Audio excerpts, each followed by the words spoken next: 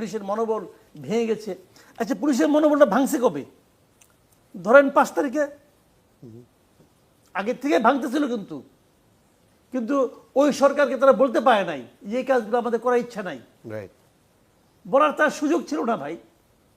তাহলে সে তো জানতো এই সরকারে থাকবে, তাহলে যদি বলে তার যারা বলবেন তাদেরকে সাইড করে দেওয়া হয়েছে।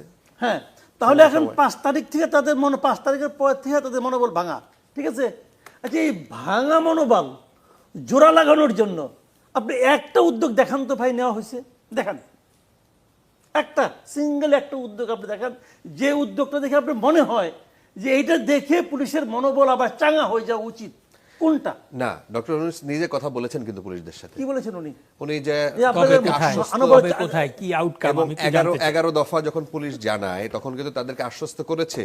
আবার পুলিশের পক্ষ থেকেও যারা বঞ্চিত ছিলেন তাদেরকে আবার নিয়ে আসার চেষ্টা করা হয়েছে, যারা সুবিধাভোগী এবং চিহ্নিত ছিল তাদেরকে বিভাগীয় আমরা যতটুকু দেখেছি এই সময়ের মধ্যে পুলিশকে কতিপয় ধমক দেওয়া হয়েছে, না আসলে কিন্তু এটা করব, যারা না আসবে তারা জঙ্গি হয়ে যাবে বলা হয়েছে। এটা যারা না আসবে, যারা না জয়েন করবে তাদেরকে জঙ্গি হিসাবে করা হবে, এই ধমকটা দেওয়া হয়েছে, যে এটাকে গায়ে লাগছে। সাখাওয়াত সাহেব কিছু উদ্যোগ নেওয়ার চেষ্টা করছিলেন, কিন্তু অত্যন্ত দ্রুততার সঙ্গে তাকে সরাই দেওয়া হয়েছে।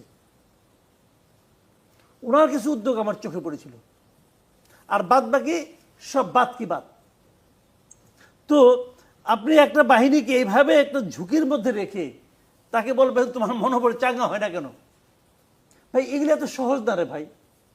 না, এই চাঙ্গা করার জন্য এই যে ধরেন রিটায়ার্ড যারা তাদেরকে নিয়ে আসা, তারপরে নতুন নতুন পলিসি, এটা কি রাজনৈতিক দল রিটায়ার্ডদের নিয়ে আসাতে চাঙ্গা হয়েছে না?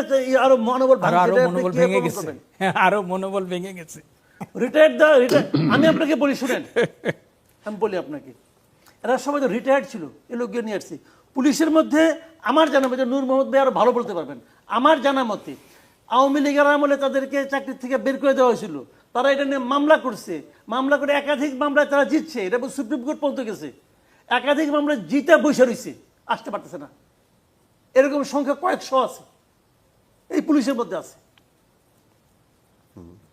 নূর মোহাম্মদ ভাইকে জিজ্ঞাসা করেন, ওনার মুখস্থ করে দেবো, আছে রে ভাই। তাহলে চাঙ্গা হইলো?